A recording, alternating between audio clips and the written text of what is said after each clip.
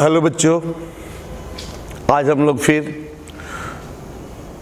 पाठ 6 second year 12 के तत्वों के निष्कर्षण का एक इम्पोर्टेंट वीडियो लेकर आपके पास आए हैं। आज हम लोग कॉपर का निष्कर्षण करेंगे। आज हम लोग कॉपर का निष्कर्षण करेंगे।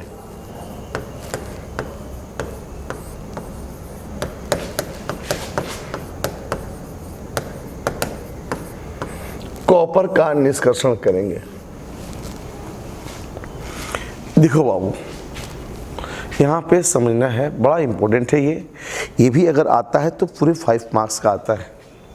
पिछले लेक्चर में बाबू हम लोग आयरन का निष्कर्षण किए थे और आयरन का निष्कर्षण भी 5 मार्क्स में ही आता है। तो देखें बाबू, आप पहले समझें कि कॉपर का निष्कर्षण करना है हमें, तो कॉपर का निष्कर्षण के लिए तो सर अयस्क चाहिए।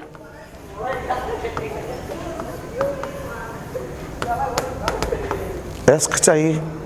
तो अयस्क कितने तरह के होते हैं? तो अयस्क बाबू कई एक तरह के अयस्क होते हैं। सल्फाइड अयस्क, कार्बोनेट अयस्क, ऑक्साइड अयस्क। तो आपको अयस्क कौन कौन से होंगे?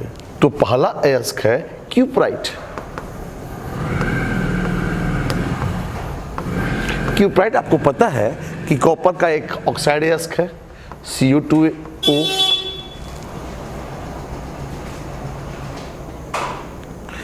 मेलेकाइट,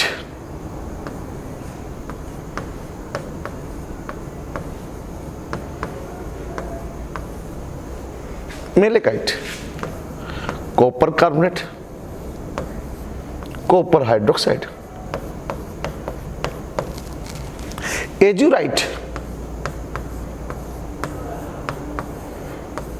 इन दोनों का फॉर्मूला लगभग सेम होता है, लेकिन इन लोग का कलर चेंज हो जाता है।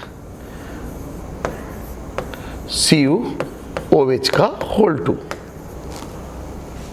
Iron pyrite,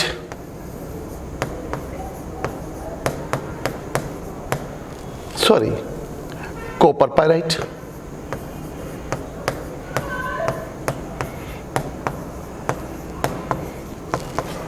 copper pyrite, Cu2S, FeCu2S, CuFeS2।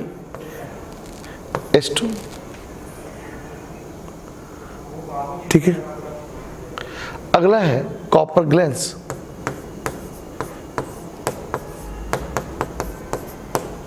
Cu2S, CuFeS2। लेकिन इनमें से बाबू रे इतने सारे अयस्क हैं, इनमें से ये सल्फाइड अयस्क है, ये कार्बोनेट अयस्क है और ये ऑक्साइड अयस्क है। इनमें से मुख्यतः कॉपर का निष्कर्षण पायराइट से किया जाता है, कॉपर पायराइट से। इनमें से मुख्यतः कॉपर का निष्कर्षण कॉपर पायराइट से किया जाता है। आप देखें कॉपर पायराइट यही है, CuFeS2। CuFeS2 ये है आपका कॉपर पायराइट। ये है कॉपर ग्लैंस, ये कॉपर ग्लैंस है। ये है क्यूप्राइट है, Cu2O। ये है मेलाकाइट।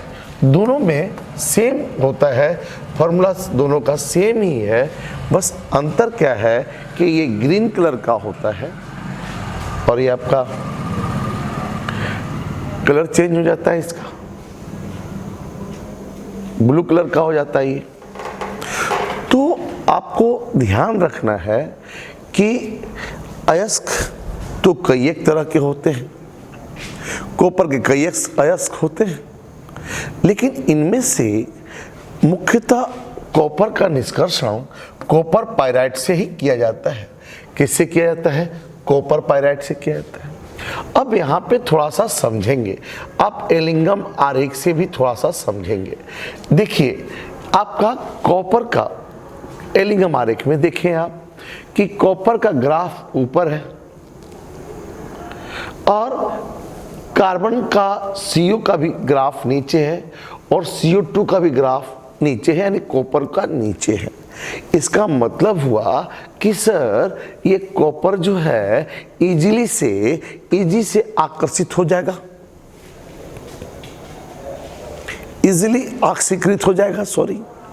यानी कॉपर का जो ग्राफ है, वक्र का नियम है, तो एलिंघम आरेख में बताया गया है कि एलिंघम आरेख में कि जिसका ग्राफ ऊपर की ओर होता है उसको नीचे वाले के धातु के द्वारा आसानी से ऑक्सीकृत किया जा सकता है।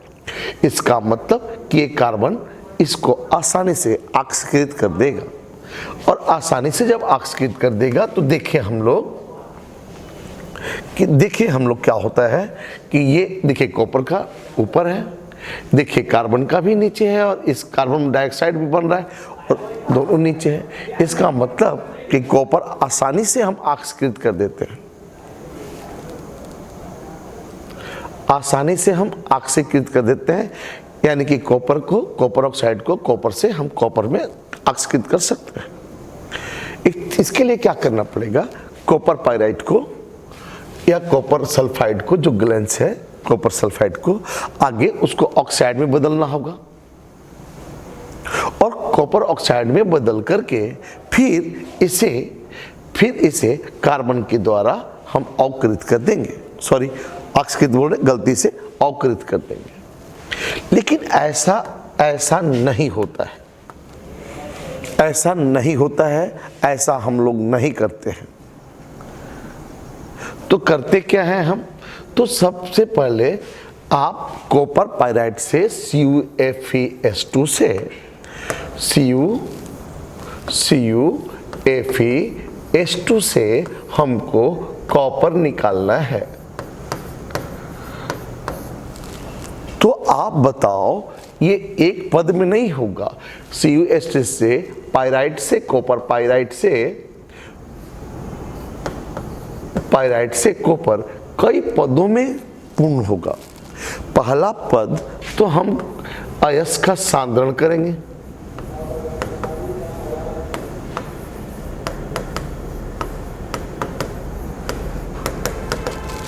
अयस्क का सांद्रण करते हैं। अयस्क का सांद्रण झाग-प्लॉन विधि से करते हैं।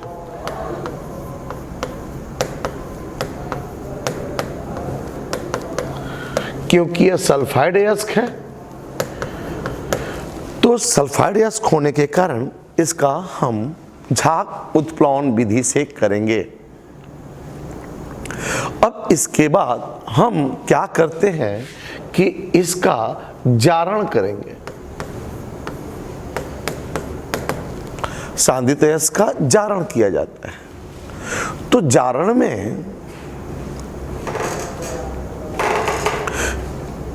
में हम क्या करते हैं कि पाइराइट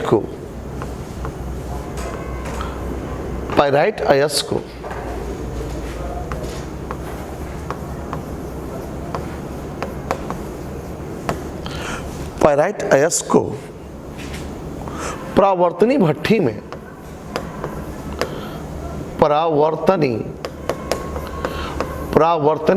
में हम गर्म करते हैं। परावर्तनी भट्ठी में वायु की उपस्थिति में गर्म करते हैं। भट्ठी में वायु के साथ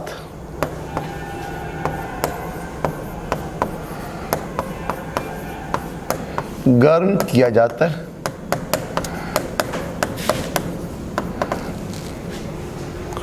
परावर्तनी भट्ठी में वायु के साथ गर्म किया जाता है।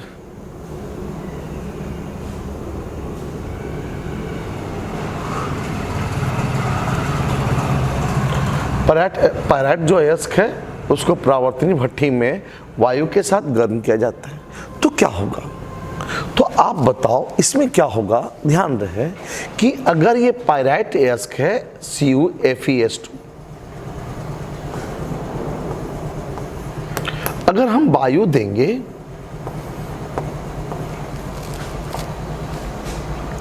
वायु देंगे, वायु के साथ जैसे ही गर्म करेंगे तो ये जो पायराइट अयस्क है ये सल्फाइड में बदल जाएगा। किस में बदल जाएगा? सल्फाइड में अयस्क बदल जाएगा। Cu2s, FeS, Cu2s, FeS। अभी बताइए टोटल एस कितना? 2 और 1 3 हुआ, 2 दूनी 4 हुआ। यहाँ पे एक एस बचा है तो वो SO2 बन करके बाहर निकल जाएगा। और यहाँ पे जो आयरन सल्फाइड और कॉपर सल्फाइड बन रहा है, इन लोग का भी आंशिक रूप से ऑक्सीकरण हो जाता है। इन लोग का भी आंशिक रूप से क्या हो जाता है? ऑक्सीकरण हो जाता है और कॉपर ऑक्साइड में परिवर्तित हो जाते हैं।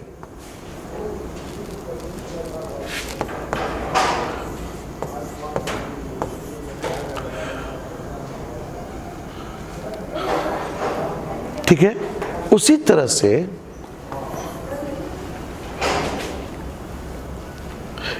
तरह से आयरन सल्फाइड भी आंशिक रूप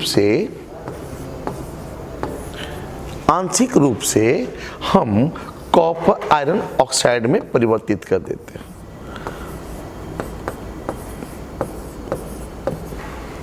शुरू से बोलिए। कॉपर का निष्कर्षण मुख्यतः कॉपर पायराइट से किया जाता है। मुख्यतः कॉपर पायराइट से किया जाता है, जो निम्न पदों में संपन्न होता है। ये निम्न पदों में पहला पद है अयस्क का सांद्रण। जब अयस्क का सांद्रण जो करते हैं, इसमें से जो अशुद्धियां हैं, इस अशुद्धियां को निकालने के लिए हमारे पास एक विधि है जिसे झाग उत्प्लवन की विधि कहते हैं। यानी कि सल्फाइड अयस्क का सांद्रण झाग उत्प्लवन विधि से किया जाता है, तो इसका भी सांद्रण हम झाग उत्प्लवन विधि से करेंगे। अब दूसरा पद है जारण। जब हम कॉपर पायराइट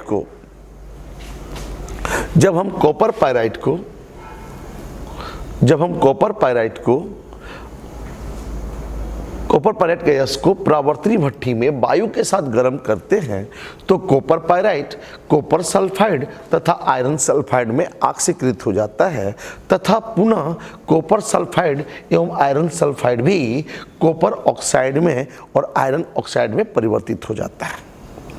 अगला पद है प्रगलन। अगला पद क्या है? यानी यहां तक तो समझ में आ गया। अगला पद हमारा प्रगलन है। तो देखिए प्रगलन जो होगा,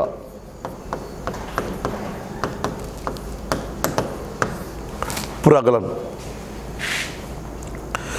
यानी प्रगलन का मतलब होता है इसका अवकरण। देखिए प्रगलन जो है अवकरण कराना है इसका, तो अब हम क्या करते हैं कि यहां पर देखिए प्रगलन जो है एक बात्या भट्ठी में होगा।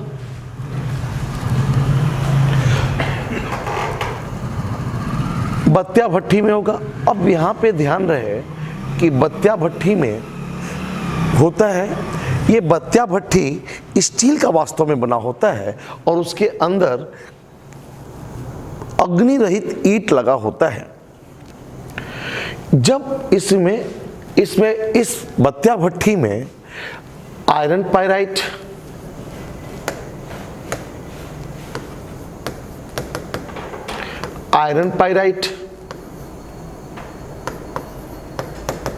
तथा सिलिका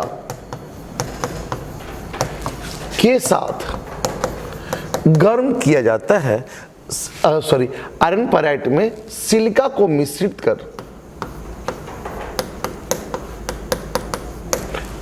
कर गर्म किया जाता है। यानी प्रगलन आपका कहाँ होगा? तो ध्यान रहे प्रगलन आपका बत्तिया भट्ठी में होगा, जो स्टील का बना होता है और इसमें आयरन अग्नि रहित ईंट लगा होता है। ये आयरन पायराइट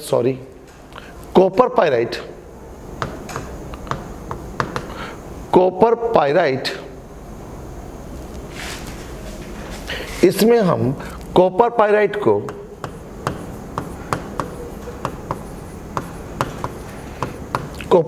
को सिलिका के साथ गर्म कर कॉपर पाइराइट को सिलिका के साथ गर्म कर वायु की उपस्थिति में गर्म करते हैं। गर्म करने पर यह क्या होता है कि कॉपर पाइराइट, बार बार आयरन पाइराइट आ रहा है, कॉपर पाइराइट सबसे पहले ऑक्सीजन के द्वारा, अगर कुछ आयरन पाइराइट बचा है तो वो ऑक्सीजन के द्वारा ऑक्सीकृत सल्फाइड में ऑक्सीकृत हो जाता है, आयरन सल्फाइड में ऑक्सीकृत हो जाता है, प्लस SO2 निकल जाता है। ये आयरन पाइराइट ऑक्सीजन के साथ संयोग करके आयरन ऑक्साइड बना देता है।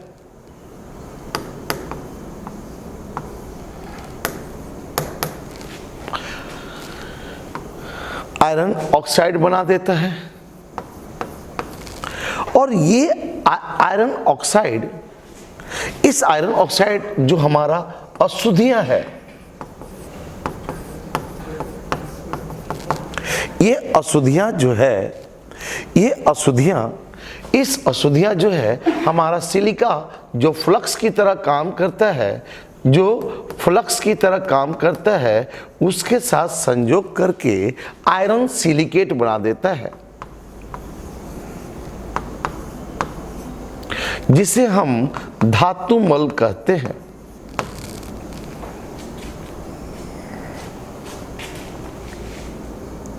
और ये कॉपर सल्फाइड भी वायु से संयोग करके कॉपर ऑक्साइड में परिवर्तित हो जाता है।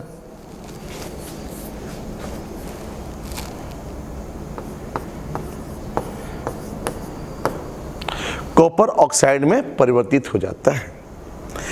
इस स्थिति में अगर कोई कार्बन का आयरन का सल्फाइड अगर उपस्थित होता है, तो वह पुनः कॉपर ऑक्साइड से संयोग कर जाता है और कॉपर ऑक्साइड को पुनः कॉपर सल्फाइड में परिवर्तित कर देता है और स्वतः आयरन ऑक्साइड में परिवर्तित हो जाता है, क्योंकि ऑक्सीजन के प्रति आयरन की बंधुता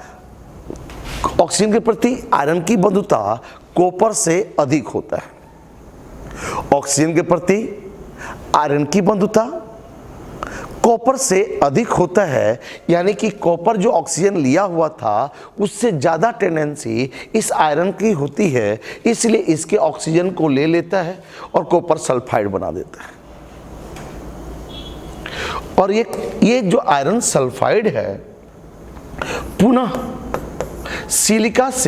आयरन ऑक्साइड जो है पुनः सिलिका से संयोग कर जाता है, पुनः सिलिका से संयोग करके FeSiO3 धातु मल का निर्माण कर देता है। शुरू से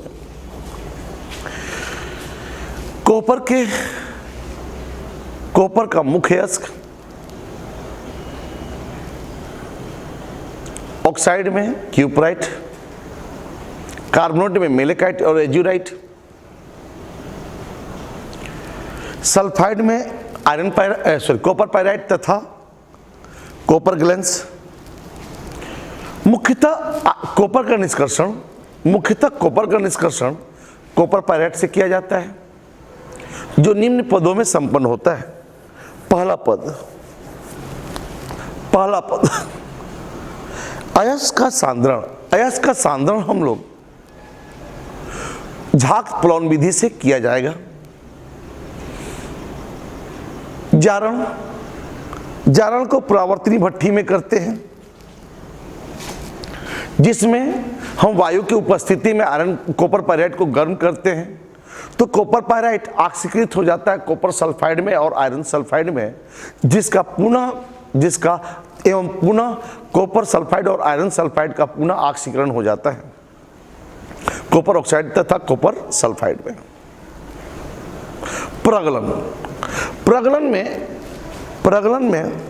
प्रगलन को हम बत्तिया भट्टी में किया जाता है।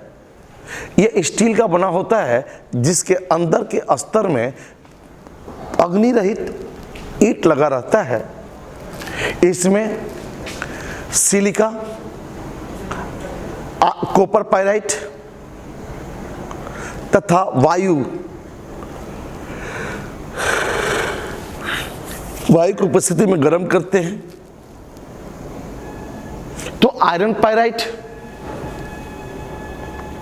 कॉपर सल्फाइड, आयरन सल्फाइड तथा SO2 में परिवर्तित हो जाता है।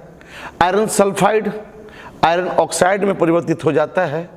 आयरन ऑक्साइड सिलिका जो हमने मिलाया है उसको फ्लक्स बोलते हैं। इस फ्लक्स के साथ ये अशुद्धियाँ इस फ्लक्स के साथ संयोग करके धातुमल का निर्माण कर देता है।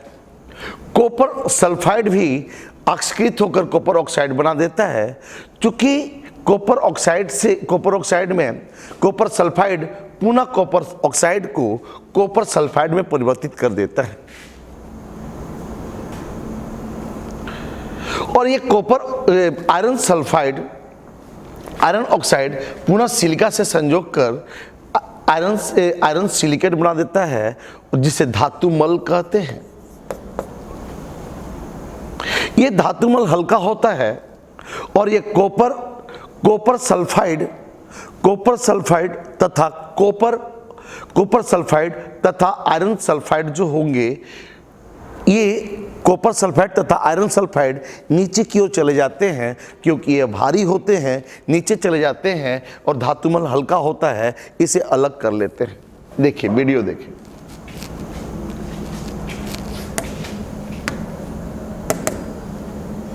देखिए हम इसमें सांदित सल्फाइड अयस्क को गर्म किए तो देखिए आयरन सल्फाइड आयरन ऑक्साइड में बदला। आयरन ऑक्साइड सिलिका से संयोग करके आयरन सिलिकेट बनाया। ये धातुमल की तरह काम करता है, धातुमल की तरह काम करता है।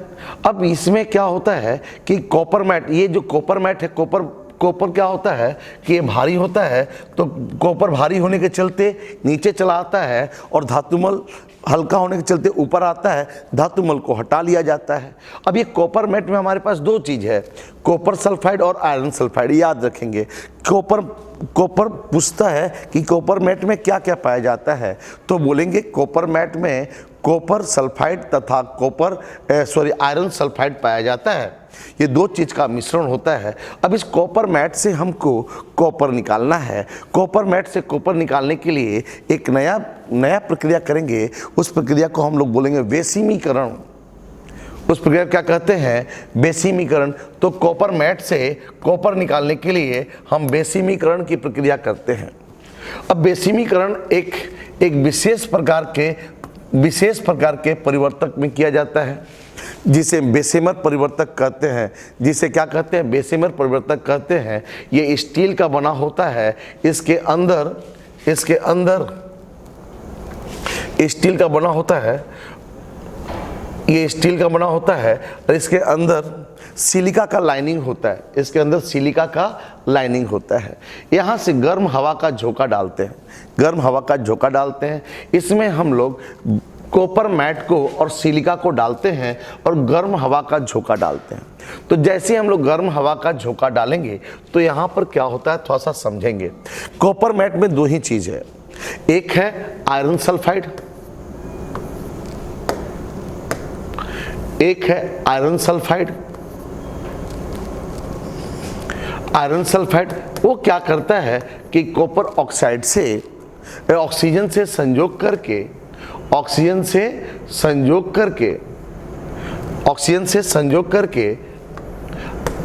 आयरन ऑक्साइड में परिवर्तित हो जाता है।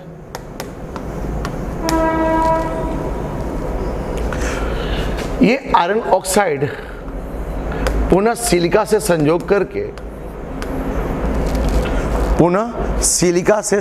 करके आयरन सिलिकेट बना देता है। सिलिका से संयोग करके आयरन सिलिकेट बना देता है, तथा ये आयरन सिलिकेट धातुमल की तरह काम करता है।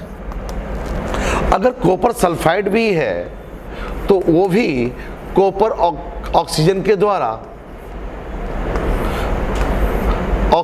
द्वारा कॉपर ऑक्साइड में परिवर्तित हो जाता है, तथा कॉपर ऑक्साइड एवं कॉपर सल्फाइड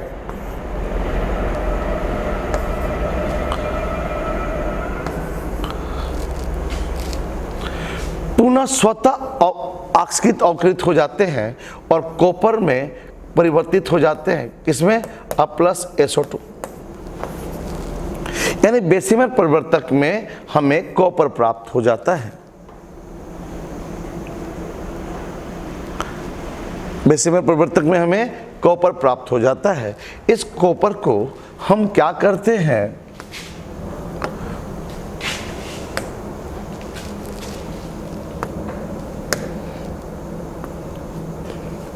देखिए, बालू तथा गर्म हवा, कॉपर मेट डाल दिए, वायु तथा गर्म हवा डालेंगे तो Fe सल्फाइड 3O2 के साथ कंबाइन करके FeO बना देता है। FeO सिलिका से संयोग कर धातुमल का निर्माण कर देता है। अब देखिए, यहाँ पे ध्यान से देखिए आप, ठीक है, धातुमल का निर्माण कर देता है। कॉपर ऑक्साइड कॉपर सल्फाइड से अभिक्रिया कर कॉपर दे देता है और कॉपर ऑक्साइड भी कॉपर में परिवर्तित हो जाता है। अब देखिए, यहाँ पे कॉपर जो है भारी होने के चलते नीचे चला आता है और जो धातुमल है ऊपर आता है। इसे हम झुका करके एक बालू के साँचे में डाल देते हैं। इसमें से CO2 गैस धीरे धीरे निकलता है, लेकिन ठोसीकरण के दौरान कुछ CO2 गैस इसके सतह पर फंस जाते हैं, जिसके परिणाम स्वरूप यह फफोलेदार कॉपर फफोड़ा की जैसे दिखने लगता है, जिसे हम फफोलेदार कॉपर कहते हैं या इसे ब्लिस्टर कॉपर कहते हैं। इसमें SO2 गैस फंस जाता है। इसे शुद्धिकरण के लिए हम वैद्युत अपघटन का प्रयोग करते हैं। हम समझते हैं कि आप लोग बाबू कॉपर का निष्कर्षण समझ गए होंगे। कॉपर का निष्कर्षण करने के लिए बस कुछ नहीं करना है। ये पूरे 5 नंबर का इतना आएगा, जितना रिएक्शन है, जितना हमने बोला उसको लैंग्वेज के रूप में उतार देना है। इसका PDF आप लोग के पास चला जाएगा। देखिए बाबू, यहाँ पर क्या करना है कि सबसे पहले क्या करना कि हम कि कॉपर का हमने अयस्क लिखा,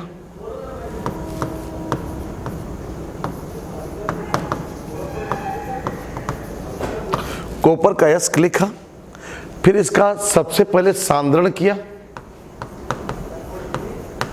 सांद्रण के बाद हमने जारण किया, जारण के बाद प्रगलन किया। और आप ध्यान से देखेंगे कि जो जारण में अभिक्रिया हुआ है वही अभिक्रिया प्रगलन में भी हुआ है। बस उसी चीज को दोनों जगह लैंग्वेज के रूप में भर देना है। देखिए, जारण में हमने क्या किया है, CuFeS2 प्लस O2 दिया है, Cu2S यहाँ पे 2 कर दे, ट्वाइस Fe2S अब plus SO2। Yes, FeS plus O2, Fe2O plus SO2, Cu2S plus 3O2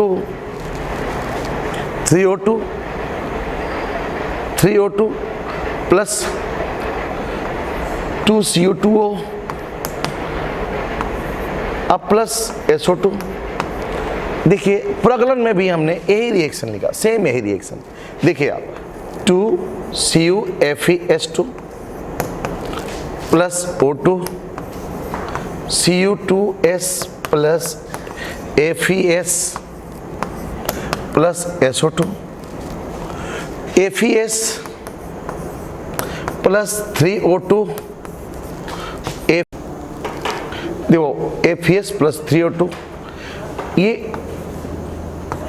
twice FeO plus SO2 हो जाता है। ये क्या है ना बाबू, एक यही रिएक्शन एक्स्ट्रा हो जाता है, क्योंकि देखो यहाँ पे FeO बना, देखिए ये दोनों है, देखिए ये भी है, दोनों है। एक यही सिलिका के साथ संयोग करके आयरन सिलिकेट बना देता है। ये धातुमल हो जाता है। बस ये याद रखना, प्रगलन में केवल एक रिएक्शन बढ़ा है, बाकी दोनों तो सेम है। और ये भी वाला भी, नीचे वाला भी रहेगा Cu2S plus 3O2 twice U2O plus twice SO2। तो इस तरह से ये प्रगलन का अभिक्रिया और जारण का अभिक्रिया में कोई अंतर नहीं है, सेम है, सिर्फ थोड़ा सा का ही डिफरेंस है, अब इसमें एक थोड़ा सा और बढ़ जाता है, चूंकि यहाँ पर अगर आयरन सल्फाइड अगर बचा रह जाता है तो वो Cu2O से कंबाइन कर जाता है और Cu2O को Cu2S में परिवर्तित कर देता है और खुद FeO में परिवर्तित हो जाता है। ऐसा क्यों सर? ऐसा इसलिए कि इस आयरन का ऑक्सीजन के प्रति बहुत ज़्यादा बंधुता है, ये चाहता है कि हम ऑक्सीजन को ले लें, और इस ऑक्सीजन को ले लेता है और आयरन सल्फाइड बना देता है। और ये पुनः ये रिएक्शन जैसे ही आयरन का ऑक्साइड बनेगा तो वो आयरन का ऑक्साइड सिलिका से संयोग करके आयरन सिलिकेट बना देगा। ये धातुमल है बाबू। तो धातुमल क्या होता है? हल्का होता है और कॉपर मैट के रूप में कॉपर सल्फाइड और आयरन सल्फाइड रहता है। ये भारी होता है तो नीचे चला जाता है और ये धातुमल ऊपर रहता है, हल्का है ऊपर होता है, इसे हम लोग अलग कर लेते हैं। अब इस कॉपर मैट से हमको कॉपर निकालना है, कॉपर मैट से कॉपर निकालना है, तो कॉपर मैट से कॉपर निकालने के लिए हम लोग बेसिमर परिवर्तक में इसको स्थानांतरण करते हैं और इस प्रक्रिया को बेसिमीकरण कहते हैं। और आपको बता दें कि बेसिमीकरण जो है एक परिवर्तक में किया जाता है, उस परिवर्तक का नाम है बेसिमर परिवर्तक। ये स्टील का बना होता है जिसके अंदर सिलिका का लाइनिंग होता है, इसमें गर्म हवा का झोंका और सिलिका डाला जाता है, तो इसमें भी वही अभिक्रिया होगा जो यहाँ पे होता है, खाली एक अभिक्रिया अलग होगा। जैसे आयरन अगर सल्फाइड है तो O2 से रिएक्शन करके आयरन ऑक्साइड बना देगा और ये आयरन ऑक्साइड जो है सिलिका से संयोग कर FeSiO3 बना देगा। ये कॉपर जो है, ये सल्फाइड जो है, ये भी ऑक्साइड में परिवर्तित हो जाता है।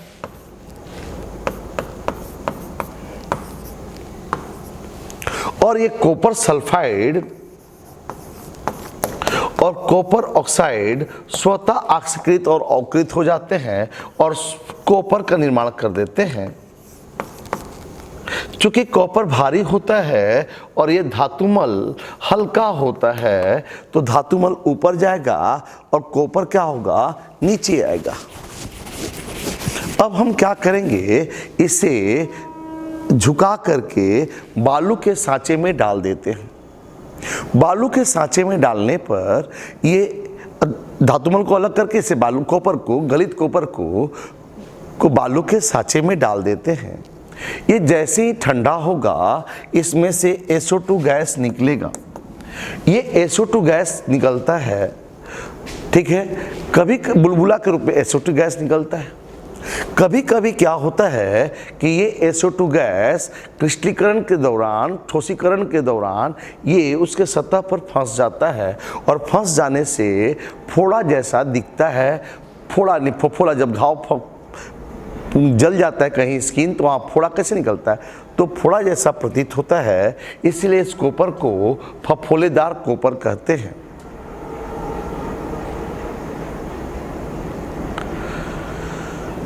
अब इसे शुद्धिकरण हम लोग, इसका कॉपर का शुद्धिकरण हम लोग अगले लेक्चर में पढ़ेंगे। पहले हम लोग एल्युमिनियम का निष्कर्षण पढ़ लेंगे और तब इसके बाद शुद्धिकरण करेंगे कॉपर का। धन्यवाद। आप इस वीडियो को शेयर करें बाबू, ज़्यादा से ज़्यादा शेयर करें, लाइक करें और इस चैनल को ज़्यादा से ज़्यादा सब्सक्राइब करवाने की कोशिश करें। अपने दोस्तों लोग को भी इसका फ़ायदा उठवाने दें, जिससे कि पूरा हमारा डिग्री का रिजल्ट बढ़िया है। Thank you.